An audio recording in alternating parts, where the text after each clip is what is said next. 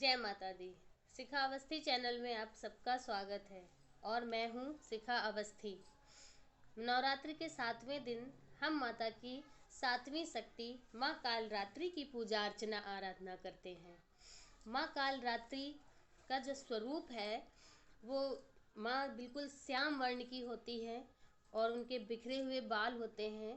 3 नेत्र होते हैं माँ के हाथ में फरसा और खप्पर होता है। देखने में माँ बहुत ही भयभीत लगती हैं, लेकिन भक्तों को माँ से भयभीत होने की कोई आवश्यकता नहीं है। माँ जितनी देखने में भयभीत है उतनी ही माँ दयालु और कृपालु है। माँ की पूजा अर्चना करने से साधक को सिद्धियों की प्राप्ति होती है और कालरात्रि माँ हमेशा शुभ फल देने वाली होती हैं। इसीलिए कालरात्रि माँ को शुभंकरी माँ के नाम से भी जानते हैं। शुभंकरी माँ के नाम से भी हम माँ को पूजते हैं, पुकारते हैं।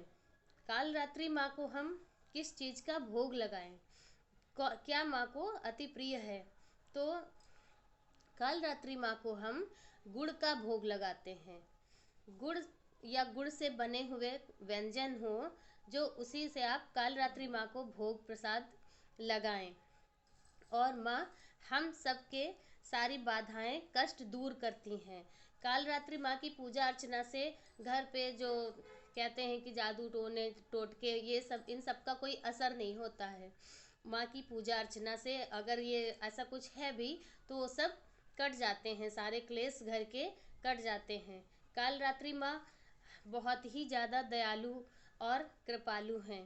कालरात्रि माँ की पूजा अर्चना बहुत ही श्रद्धा और विश्वास के साथ करनी चाहिए।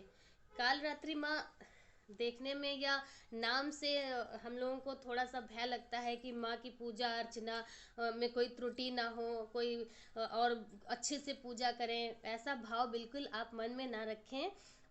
प्रेम से जैसे आप माँ दुर्गा की, माँ गौरी, माँ पार्वती की पूजा करते हैं माँ के स्वरूप की, वैसे ही आप माँ कालरात्रि की पूजा अर्चना पूरे विश्वास से और पूर्ण श्रद्धा के साथ में कीजिए।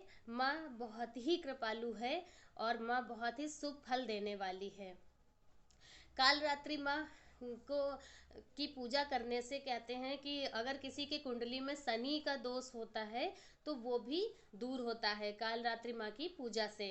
और इस बार तो शनिवार को सप्तमी तिथि पड़ रही है, इस वजह से आप जिसका शनि सही ना हो वो विधिवत माँ की पूजा अर्चना करे, माँ को भोग प्रसाद लगाए, आरती करे और माँ अपना दोष जो है शनि दोष उसे दूर करे।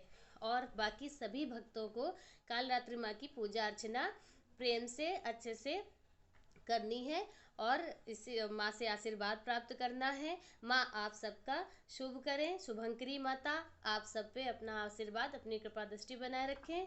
इसी मंगल कामना के साथ में जय माता दी।